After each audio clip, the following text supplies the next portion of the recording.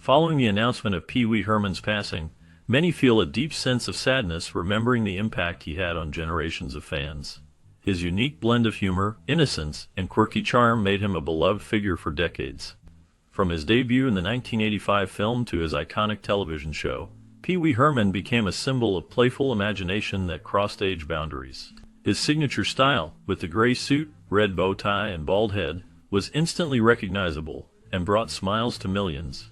Over the years, his character inspired toys, costumes, and countless memories for those who grew up watching his adventures. Yet, behind the playful persona, Paul Reubens worked hard to create a character that offered comfort and joy in a complicated world. His influence extended beyond entertainment, shaping pop culture in ways that still resonate today.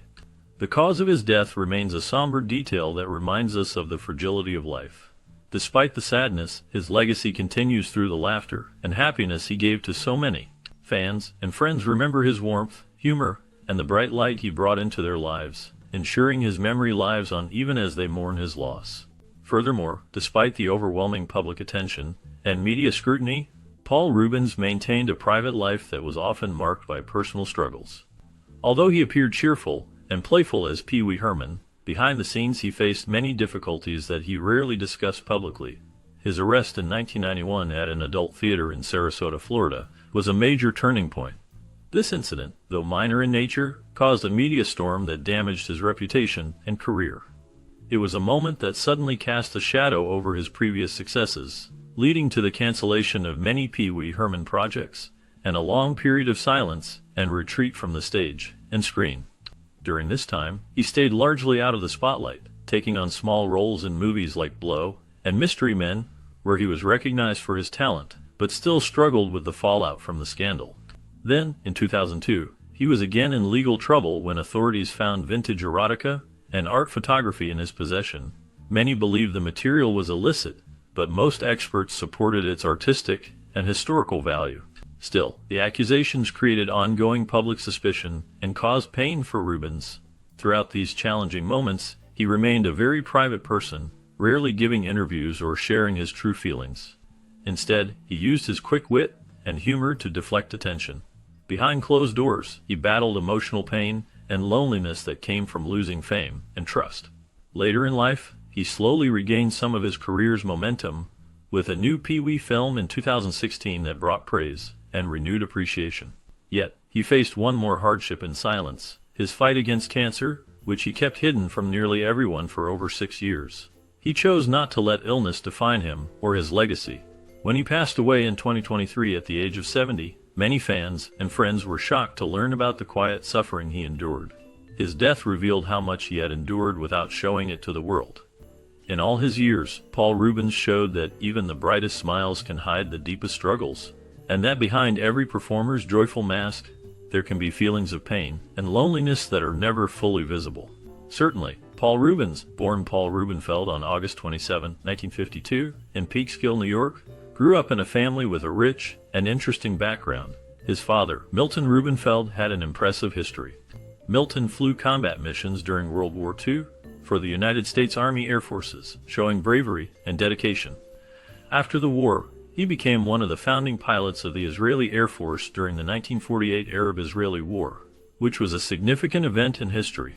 Once Milton finished his military service, he settled into civilian life as a car salesman, providing stability for his family. His mother, Judy Rosen, was a school teacher who loved education and the arts. She encouraged her children to be creative and curious, helping them develop a love for learning and the arts. When Paul was still young, the family moved to Sarasota, Florida. This move was very important because Sarasota was known for being the winter home of the famous Ringling Bros and Barnum and Bailey Circus. Growing up in this town, Paul was surrounded by the world of circus and performance, which fascinated him. He was especially drawn to the magic of the shows, happily watching clowns, acrobats, and the grand displays. This environment sparked his imagination and inspired his desire to perform. Instead of typical childhood activities like playing sports, Paul enjoyed making up skits and reenacting circus acts for his family and friends. His home life was full of warmth and support, with his parents encouraging his creative side while providing structure.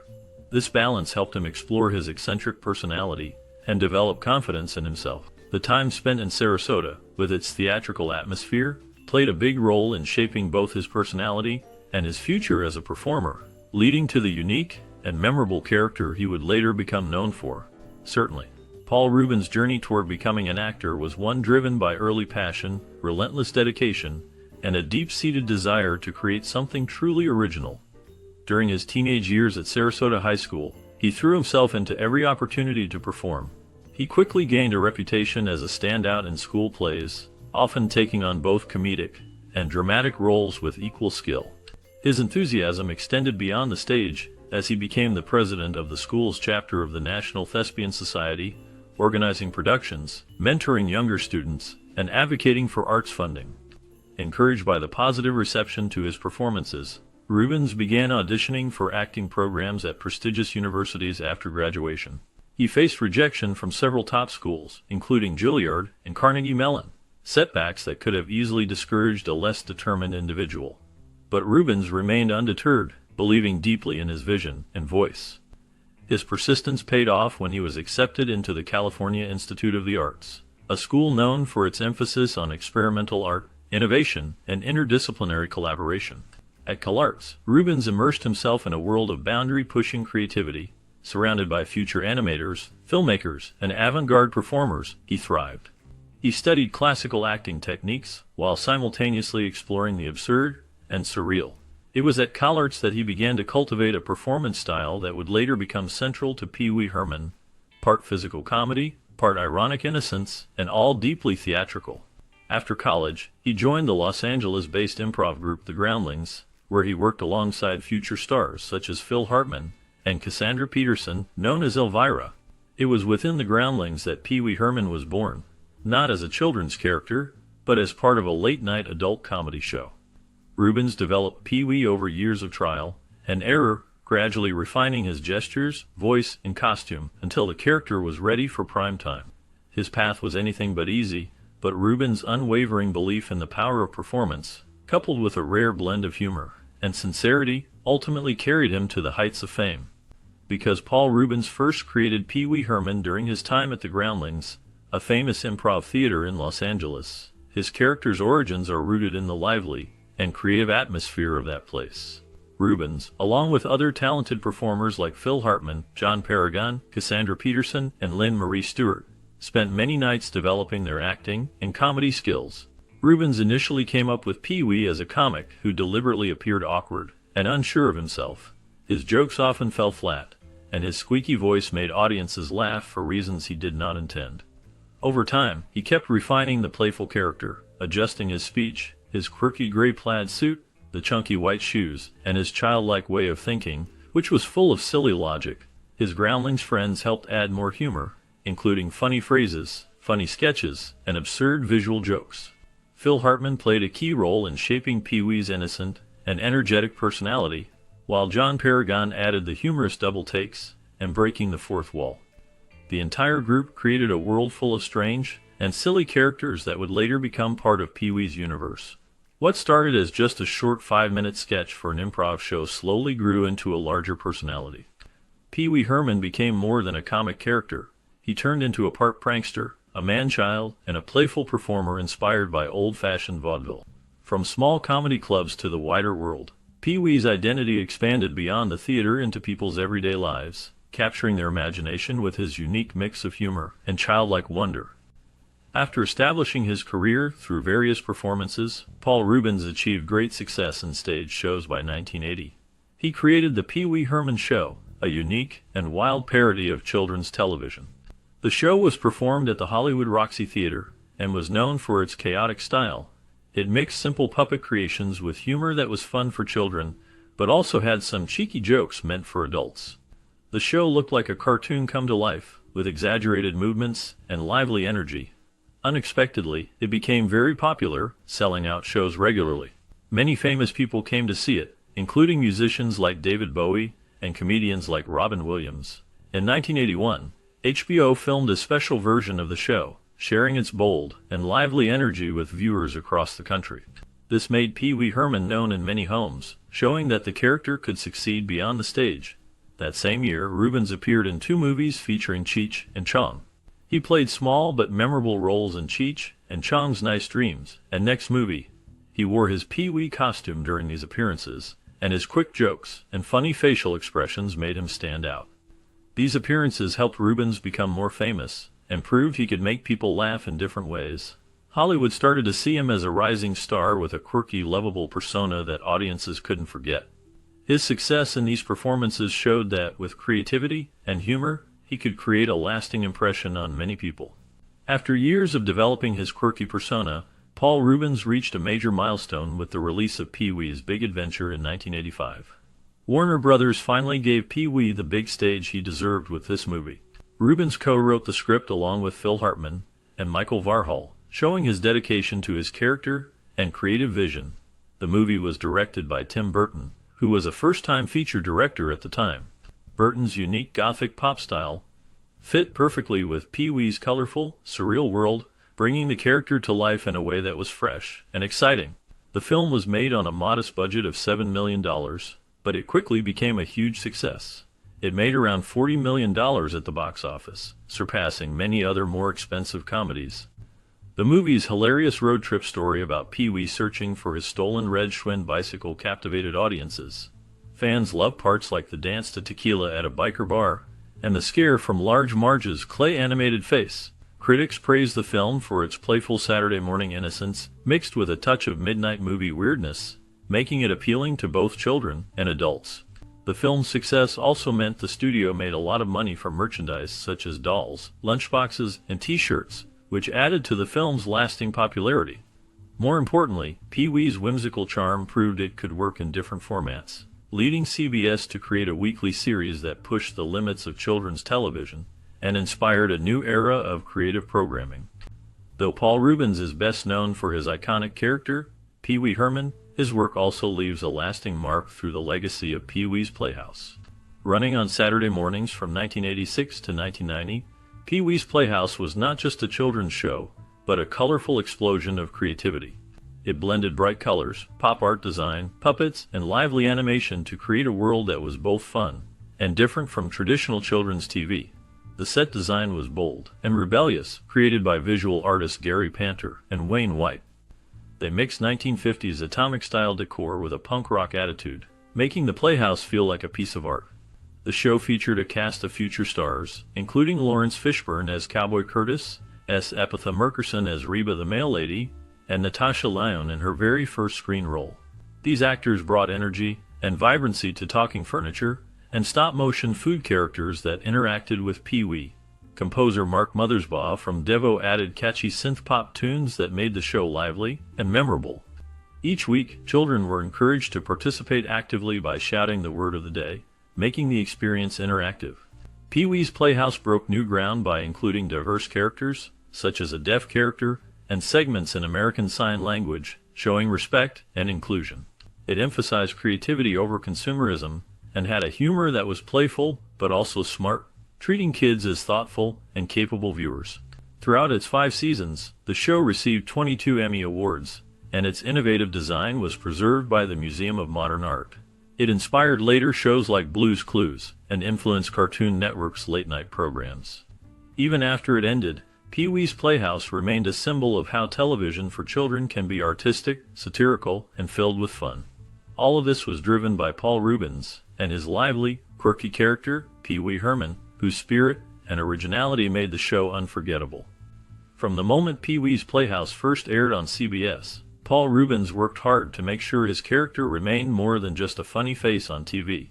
Instead, he saw Pee-wee Herman as a living brand built on trust and goodness. He believed it was very important that Pee-wee's moral values stayed pure. In public, Rubens kept a close hold on how he showed himself. He often spoke in character during interviews, posed for magazine covers, and even testified before the United States Congress as Pee-wee. When he was in public as Pee-wee, Rubens would step back and let the cheerful, childlike persona shine, so children and their parents could feel confident that Pee-wee was real and trustworthy. Behind the scenes, Rubens studied how big characters like the Muppets and Mickey Mouse built their brands, realizing that too much commercialization could hurt their image. He carefully looked at every endorsement offer, refusing to promote sugary cereals, toy guns, or fast food products that used plastic and added to waste. When a soft drink company offered a large campaign, he turned it down after learning about its caffeine, which conflicted with his show's health messages. Instead, he chose to work with groups focused on education and children's welfare, supporting projects about reading and early learning. Rubens was often seen in late-night meetings, carefully debating whether a logo or product placement might spoil the innocence of Pee-wee's world. By the late 1980s, Pee-wee Herman wasn't just a popular show. He became a symbol of morality, earning the trust of parents in a time when many grew suspicious of marketing aimed at children. Rubens' dedication created a character that parents could rely on and children loved, maintaining a wholesome image that lasted through many years. Certainly, on July 26, 1991, the polished image of Paul Rubens, known for his cheerful character Pee-wee Herman, was shattered. Sarasota deputies were conducting a routine sweep of an adult movie theater when they arrested Rubens on a misdemeanor charge of indecent exposure. This arrest was a sudden and shocking turn for someone who was seen as a beloved entertainer. News photographs of him in his disheveled state during booking quickly appeared on television and tabloids, adding fuel to the scandal. Soon after, television networks and companies that had partnerships with Rubens responded swiftly. CBS pulled reruns of Pee-wee's Playhouse, and toy stores like Toys R Us removed Pee-wee merchandise from their shelves. Many brands that once eagerly promoted his show or products decided to end their associations. Rubens pleaded no contest, meaning he accepted the charges without admitting guilt, and prosecutors offered to drop the case if he paid a fine and attended counseling. However, the public outrage was fierce, and the media sensationalized the incident, casting Rubens as a fallen idol. Editorials expressed disappointment, and moral watchdog groups claimed the incident was proof that Hollywood was corrupting youth. As Rubens processed these events, he retreated to his home in the Hollywood Hills. He issued a brief written apology, emphasizing that he had never harmed anyone and had always supported wholesome values. Friends and colleagues saw how deeply upset he was, watching his years of good reputation suddenly disappear in just a few days. His careful reputation, built over many years, was lost so quickly that it left him devastated, reflecting how fragile fame can be in the face of scandal. Despite the scandal that threatened to ruin his career, Paul Rubens received significant public support that helped shift the narrative. At the height of the controversy, many fans and friends stood by him, showing their support through posters and letters. On pedestrian street corners, posters appeared reading "Leave Pee-wee alone," expressing the sentiment that one mistake did not erase the happiness and childhood memories Rubens had given many. The Los Angeles Times also received bags of mail from parents who believed that Rubens' error should not undo the joy his character had brought for years. Well-known entertainers like Robin Williams, Cyndi Lauper, and the entire Groundlings troupe publicly defended Rubens, emphasizing his kindness and professionalism. In addition, more than 70,000 fans signed a petition in Entertainment Weekly, urging CBS to bring back the reruns of the show Playhouse. The momentum reached a peak at the 1991 MTV Video Music Awards, when Pee-wee Herman appeared on stage dressed flawlessly and greeted the audience with a cheeky line. The crowd responded with a loud 2-minute standing ovation, showing they still loved him. Rubens looked visibly moved by this support, which proved that even the industry was starting to forgive him secretly. Although a full comeback took years, this moment changed how people saw him from a scandal-ridden figure to a beloved entertainer. In the time that followed, Rubens kept working by voicing characters in cartoons, making guest appearances on shows like Murphy Brown, and quietly planning how he could bring Pee-wee Herman back to the stage. His story became one of hope, showing that genuine affection and support from fans can help rebuild a career after a crisis. Rubens' resilience demonstrated that even in moments of trouble, there is a strong desire among many to forgive and move forward. Then, in 2002, Paul Rubens faced a difficult legal controversy that shook his life, just as he was starting to rebuild his career. Federal agents arrived at his Hollywood home with a search warrant, while investigating unrelated accusations against a memorabilia collector.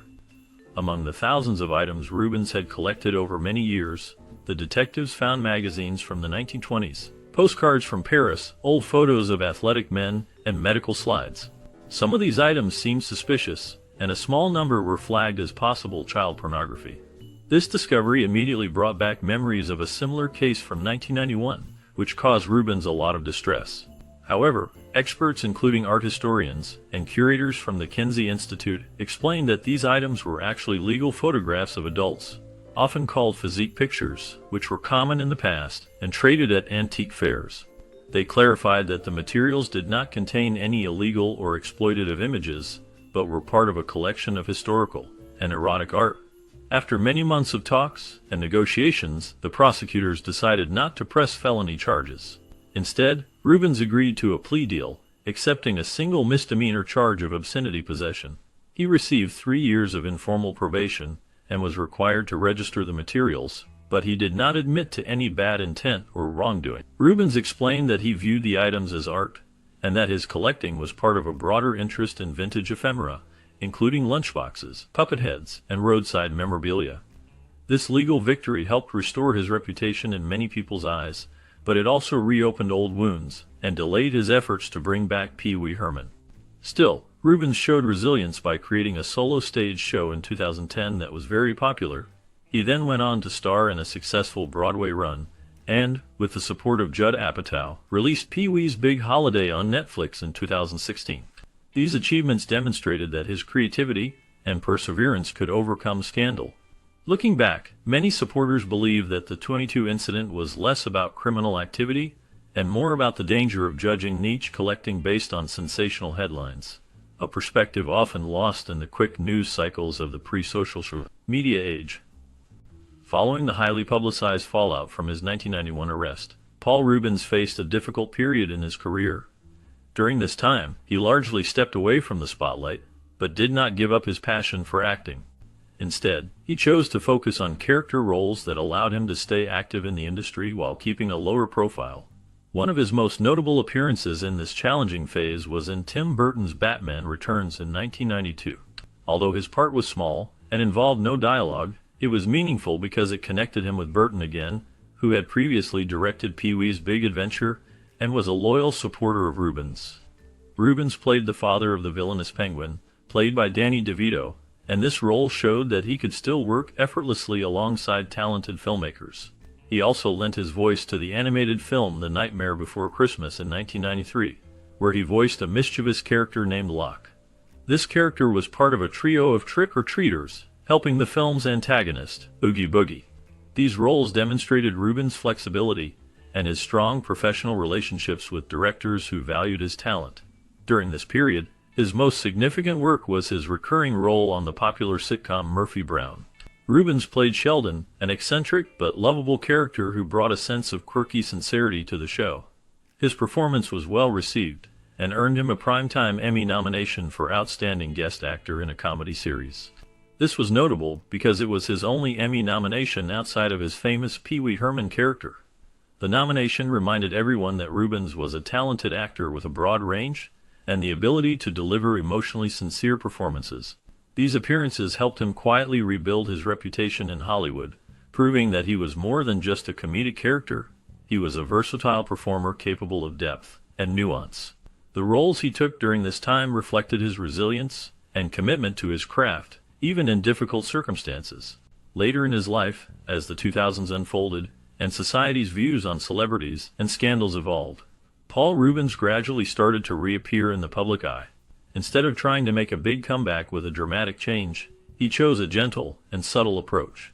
He appeared in small, interesting roles that let his natural humor and talent shine without drawing too much attention to his past. One of his notable appearances was on the comedy series Reno 911, where he played a strange and emotionally unstable relative of one of the main characters. His performance was both very funny and a little uncomfortable, showing his skill at blending comedy with a touch of chaos. He also took part in music videos, including a well-remembered role in the Raconteurs song Steady As She Goes. These appearances showed that his sense of humor and unique charm were still very much alive. He was careful to choose roles that didn't depend on memories of his earlier work as Pee Wee Herman, but instead showed his range as a comedian and actor. This strategy helped him reconnect with fans who had followed him for years, and also attract new audiences who didn't know about his past controversies. During interviews and on red carpets, Rubens began to appear as himself again, often quiet and humble, focusing on the present rather than past scandals. Instead of dwelling on the mistakes or controversies, he expressed gratitude for his ongoing ability to create and perform. Over time, the public's view of him softened from suspicion to admiration. People started to see Rubens not just as someone who had fallen from grace, but as a strong and talented performer whose creative spirit had never really gone away. By the end of the decade, he had built a quiet but firm foundation for a bigger comeback, one that could eventually bring back Pee Wee Herman to a larger stage and remind everyone of his unique place in comedy history. After years away from the spotlight, Paul Reubens made a remarkable comeback with his beloved character, Pee Wee Herman, through the Pee Wee Herman Show in 2010.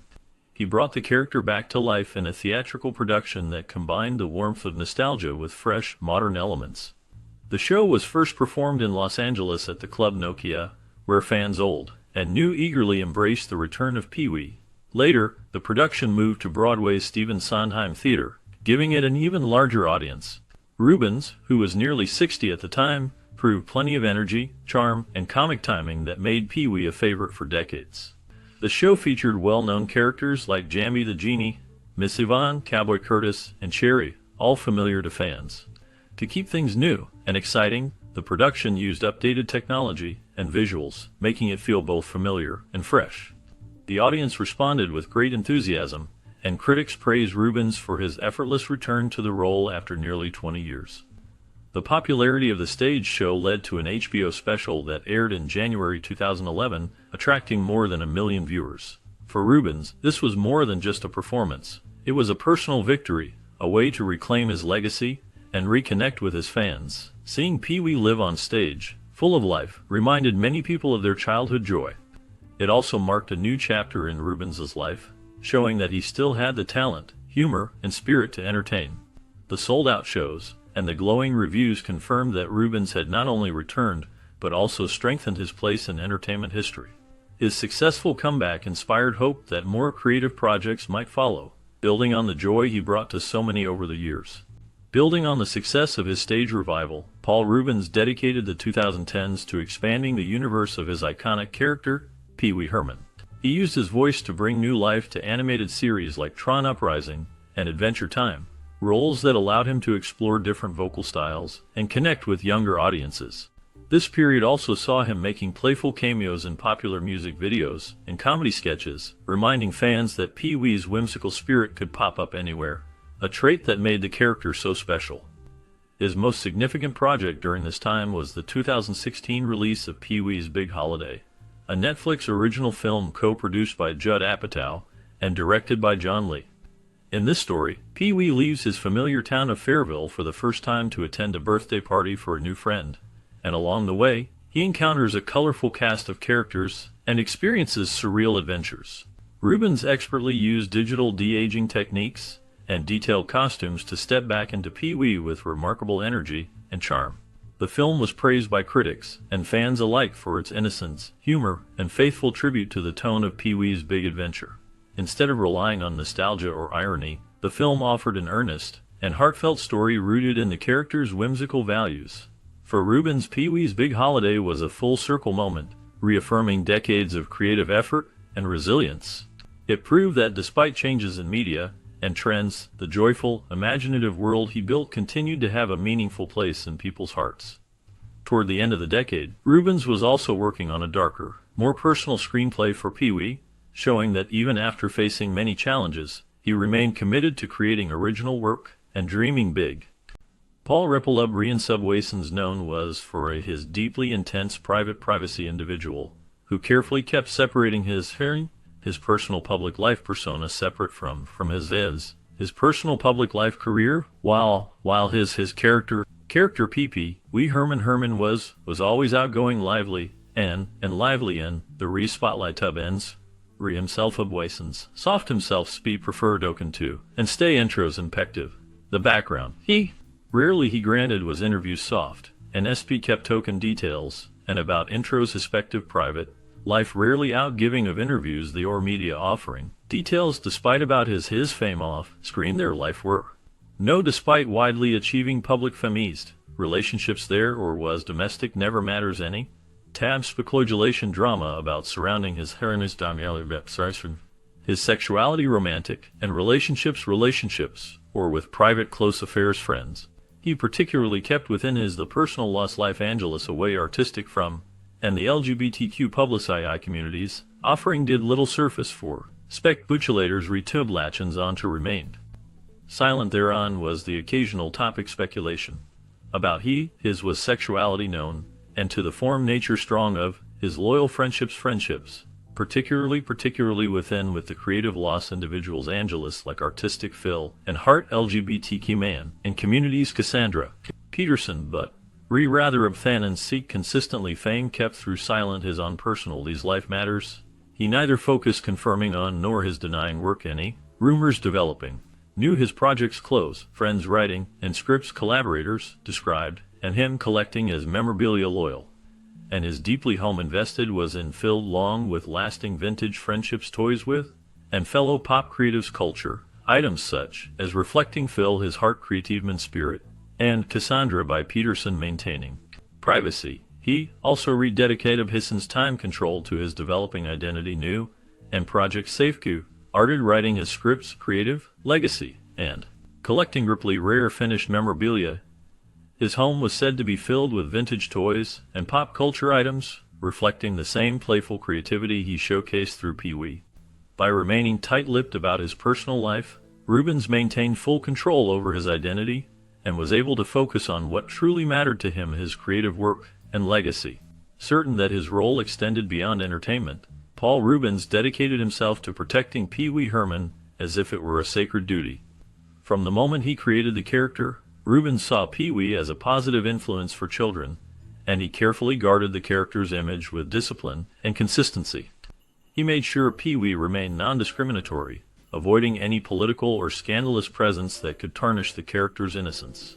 Rubens refused to be seen in public out of character while promoting Pee-wee projects, because he believed that breaking the illusion would ruin the magic that children loved. He kept Pee-wee's personality aligned with wholesome values by setting strict personal rules, ensuring he never smoked, drank alcohol, or used language that could be considered inappropriate. These boundaries extended to business deals. Even lucrative offers from prominent companies like fast food and soft drink brands were turned down if their products conflicted with Pee-wee's cheerful and wholesome image. When developing commercial activities, Rubens sought opportunities that promoted health and positivity, such as working on a sugar-free Pee-wee cereal, an innovative idea that, although never brought to market, demonstrated his efforts to influence children's health positively. He also rejected the idea of Pee-wee-themed candy cigarettes, labeling it as irresponsible and unnecessary. Throughout difficult times in his life, Rubens remained unwavering in his commitment to safeguard Pee-wee's reputation. He understood that for many children, Pee-wee represented more than just entertainment. The character was a cheerful, safe space that fostered joy and imagination. Rubens' guardianship helped ensure that Pee-wee Herman would endure as a symbol of innocence and playful imagination long after his initial rise to fame. Certainly, Paul Rubens left a legacy far larger than Pee-wee's bow tie and red bicycle. In 1989, he was honored with a star on the Hollywood Walk of Fame, a recognition that shows how much his character had positively influenced American culture in just a few short years. Pee-wee Herman became a global icon, not just a silly character but a symbol of fun and innocence that resonated with audiences worldwide. Rubens' creativity extended beyond television. His book Travels with Pee-wee took the character on new adventures, blending funny stories with whimsical travel experiences. This book helped make Pee-wee an even bigger part of popular culture and showed that his world could be explored in new ways. In addition, Rubens' influence reached into the world of fashion. Pee-wee's gray fitted suit, white loafers, and bright red bow tie became instantly recognizable. Rubens helped design this look himself, drawing inspiration from 1950s children's television hosts, silent movie comedians, and early post-war commercial characters. Over time, this costume became a symbol of childlike joy and vintage charm. Fashion designers and stylists frequently reference Pee-wee's quirky aesthetic in magazines, Halloween costumes, music videos, and runway shows, turning his iconic look into a timeless style statement. More importantly, Rubens' unique vision changed children's television forever. Pee-wee's Playhouse broke many rules by combining humor, art, and diversity in ways that many shows had not done before. It used colorful set designs, creative animation, and non-linear stories to appeal to children, while still having smart, funny, and artistic elements that adults appreciated.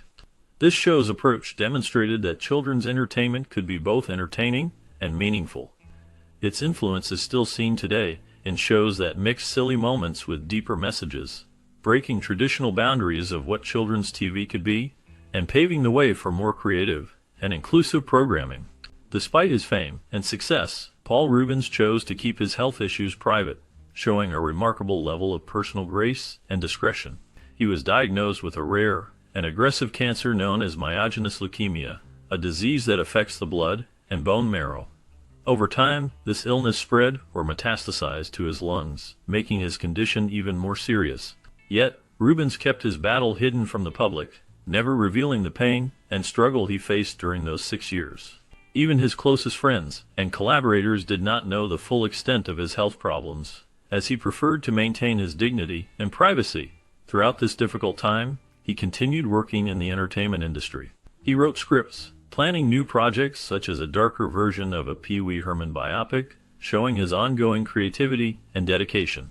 He still appeared in public, made appearances, and connected with fans online, always hiding the physical toll that his illness was taking on him. Reubens' resilience and commitment to his art and his fans stood out as he endured his illness quietly without seeking sympathy. On July 30th, 2023, Paul Reubens passed away at the age of 70 from acute hypoxic respiratory failure, a complication caused by his cancer. His death was sudden and shocked many people around the world. It led to an outpouring of tributes, memories, and mourning on social media and in the news as fans and colleagues honored his life. Shortly after his passing, a message he had written beforehand was shared on his official Instagram account. In this note, he expressed his apologies for not sharing his health struggles earlier, emphasizing how much he appreciated the love and respect he received from friends, fans, and supporters.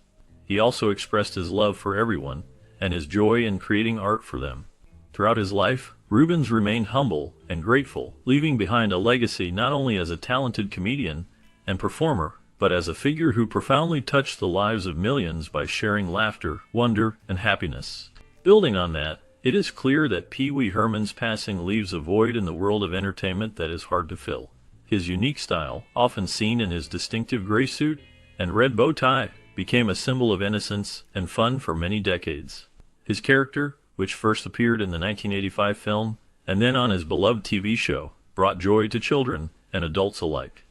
Over the years, his playful antics and quirky personality created countless happy moments that many hold close in their hearts. Behind the clownish persona was a person who dedicated himself to spreading happiness and imagination, providing comfort in times of trouble. The sad news of his death reminds us how fragile life can be, no matter how successful or loved someone is. Still, the memory of Pee Wee Herman endures through the smiles, laughter, and joy he shared. Fans continue to cherish his contributions, passing on stories and memories that celebrate his life and humor. His influence on pop culture remains strong, inspiring new generations of entertainers and fans.